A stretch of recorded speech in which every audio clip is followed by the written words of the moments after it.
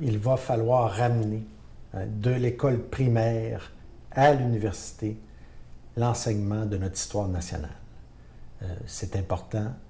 Et l'enseignement de notre histoire nationale en parlant des grands événements. La conquête, il faut prendre le temps d'expliquer ce que ça a voulu dire.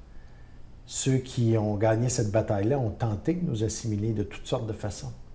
Ce qui donne de la grandeur au fait qu'ils n'ont pas atteint cet objectif-là parce que la nation s'est prise en main, les Québécois ont résisté, ont préservé leur culture puis leur langue.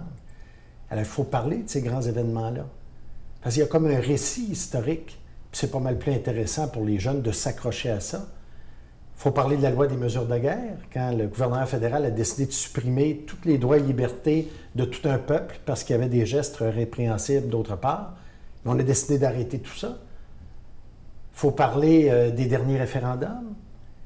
Il faut parler des patriotes. Moi, ici, je suis dans le bord du A. Je veux dire, ces gens-là, il y a des gens qui ont donné leur vie, pas pour faire une guéguerre, une guérilla, pour dire, il y a un Parlement.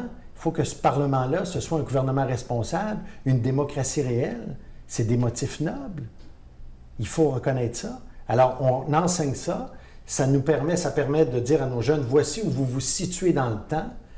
Aux nouveaux arrivants, de rappeler pourquoi les Québécois défendent avec tant d'ardeur leur langue, leur culture. Ils vont mieux saisir ça. Ils vont bien se mouler à une espèce de culture tout en amenant leur couleur. Alors, l'histoire, c'est important, puis ça nous amène un peu de modestie, hein? Parce que moi, oui, je fais de la politique, mais en fait, je m'inscris dans une suite. Il y a des gens qui ont fait des choses. Je ne suis pas porteur de tout, moi. J'ai un héritage, puis j'essaie d'amener ma contribution. Puis on se projette vers le futur. C'est important, l'histoire nationale.